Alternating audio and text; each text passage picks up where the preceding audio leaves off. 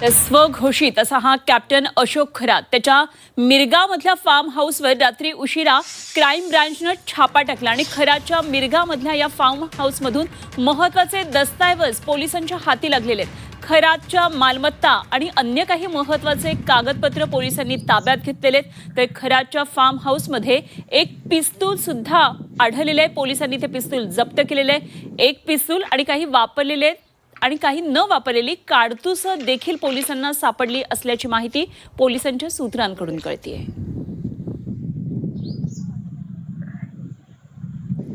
तर मिरगावमधलं हे form house आहे आणि याच फार्म हाऊसची झाडाझडती घेण्यात आलेली. काय नेमकं या सगळ्या तपासामध्ये आढळलेलं आहे या संदर्भात आणखी माहिती जाणून घेणार आहोत आणि त्यासाठी आमचे प्रतिनिधी योगेश खरे सध्या आपल्याबरोबर थेट नाशिकमधून जोडले गेलेत. योगेश, आता खऱ्या अर्थानं या तपासामध्ये वेग येणार आहे असं दिसतं आहे. सगळीच पोलिसांची चक्र, सगळेच विभाग आता कामाला लागलेले आहेत. झाडाझडती घराची घेतलेली आहे, फार्म हाऊसची झाडाझडती घेतली आहे, पिस्तूल आढळले, काडतुसं सुद्धा काही वापरलेली न वापरलेली आढळलेली आहेत. काय काय नेमकं आता पुढे येत आहे? खरं आहे, एकूणच कालपासून जवळजवळ 4 पथकं यासाठी खास नियुक्त करण्यात आली आहे. नाशिक पोलिसांनी गुन्हे विभागानं 4 पथकांना वेगवेगळ्या ठिकाणी पाठवलं होतं, ज्यामध्ये एक पथक फार्म हाऊसवर म्हणजे मिरगावला गेलं होतं, एक पथक त्यांच्या कार्यालयाची झडती घेत होतं, एक पथक त्यांच्या राहत्या घराची झडती घेत होतं. तर एकूणच या संपूर्ण प्रक्रियेमध्ये त्यांच्याकडे अनेक कागदपत्रंसुद्धा आढळून आली आहेत, काही व्हिडिओ क्लिपसुद्धा मिळालेल्या आहेत आणि त्यामध्ये सगळ्यात महत्त्वाचं म्हणजे पिस्तूल आणि काडतुसं ही मिळून आलेली आहेत. यामध्ये 6.5 लाख रुपयाची कॅशसुद्धा जप्त करण्यात आलेली आहे. एकूण जर आपण बघितलं तर संपूर्ण झाडाझडतीमध्ये वेगवेगळ्या गोष्टी कशा मिळतील या दृष्टिकोनातून हा सगळा प्रयत्न होता. आता वैशिष्ट्य म्हणजे या काही महिलांनी पोलिसांकडे संपर्क केलेला आहे, मात्र एखादी लेडीज यामध्ये असावी ज्यांच्याशी आम्ही बोलू शकू म्हणून स्पेशली एक विशेष समिती SIT या ठिकाणी स्थापित करण्यात आली आहे, ज्यामध्ये IPS दर्जाच्या अधिकारी जे आहेत अश्विनी सातपुते त्यांची अपॉइंटमेंट या ठिकाणी करण्यात आली. थोड्याच वेळात त्या येऊन आता प्रेस ब्रीफिंग पण करणार आहेत. एकूणच आत्तापर्यंत झालेल्या कारवाईविषयी आणि पुढे त्या कशा पद्धतीनं काम करतील किंवा महिलांनी कशा पद्धतीनं त्यांना संपर्क साधावा या दृष्टिकोनातून त्या ही प्रेस ब्रीफिंग घेतील. ज्या पीडित महिला आहेत त्यांचा एकूणच संपर्क व्हावा, त्यांचा समन्वय पोलिसांशी नीटपणे होऊ शकावा या दृष्टिकोनातून ही अपॉइंटमेंट करण्यात आली आहे. त्यामुळे एकूण जर आपण आता बघितलं तर खऱ्या अर्थानं वेग हा आता तपासानं घेतलेला आहे.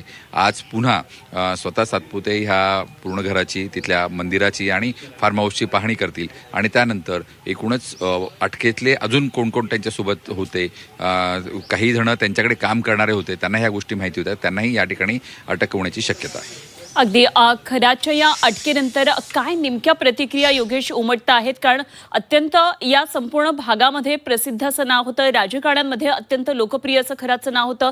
त्यावेळी काय नेमक्या या संदर्भातल्या प्रतिक्रिया आता जनसामान्यांमधून येतात?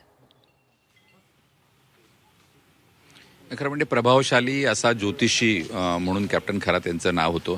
राजकीय मोठ्या नेत्यांमध्ये त्यांची उठबस होती आणि सगळ्यात महत्त्वाचं म्हणजे कुणाला तिकिटे मिळवून द्यायची असेल पक्षाची किंवा कुठल्याही एखादं स्थान मिळवून द्यायचं असेल, मंत्रिपद मिळवून द्यायचं असेल तर त्यासाठीच्या होणाऱ्या अघोरी पूजा, वेगवेगळे विधी हे सर्व करण्यामध्ये डॉक्टर खरात अशोक खरात हे पूर्णपणे मातब्बर होते. आपण जर बघितलं तर एक अणुभद्र नावाची पूजा होती, जी त्यांची सगळ्यात विशेष अशी पूजा होती, जी इथल्या लोकांना, त्या भाविकांना घेऊन ते गुवाहाटीला जात असत आणि गुवाहाटीला कामाख्या मंदिराच्या मागच्या बाजूला एका डोंगरावर ही पूजा विशेष करून केली जात असे. त्यासाठी 3 ते 4 दिवस स्वतः ज्या भाविकांना तिथे यावं लागत होतं ते भाविक त्यांच्यासोबत असत.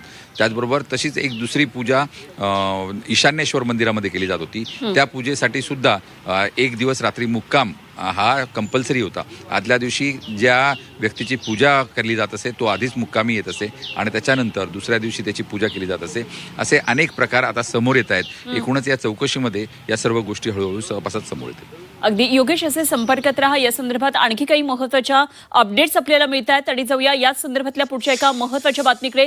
ते राजकीय ज्योतिषी अशोक खरातचे ईशानेश्वर मंदिर हे पूर्णतः जाम नदीच्या पात्रामध्ये उभारण्यात आलेले आहे आणि संपूर्णतः अतिक्रमण असलेल्या या मंदिराच्या अलीकडे खास असा बंधारा बांधण्यात आलेला आहे आणि जो मंदिराला पुराच्या पाण्यापासून वाचवेल अशा प्रकारे तो बांधण्यात आला आहे. या अतिक्रमित बांधकामाचा आढावा आहे तोही पाहूया. पोलिसांनी भोंदू मांत्रिक ज्योतिष्य कॅप्टन खरात याला अटक केलेली आहे आणि त्याचे कारनामे आता समोर येत आहेत. त्याचं मंदिर ईशान्येश्वराचं हे नाशिक जिल्ह्यातल्या सिन्नर तालुक्यात मिरगाव या गावामध्ये आहे. आपण बघू शकतो हे समोर मंदिर आहे, जे मंदिर थेट जाम नदीच्या पात्रामध्ये उभारण्यात आलेलं आहे. जाम नदीचं पात्र आपण बघू शकतो, विस्तीर्ण असं हे पात्र आहे. या नदीला खूप कमी पाणी असतं. खरं म्हणजे सिन्नर हा दुष्काळ सदृश्य परिसर आहे, मात्र या नदीचं पाणी पावसाळ्यामध्ये अडवण्यासाठी या ठिकाणी बंधारा बांधण्यात आला.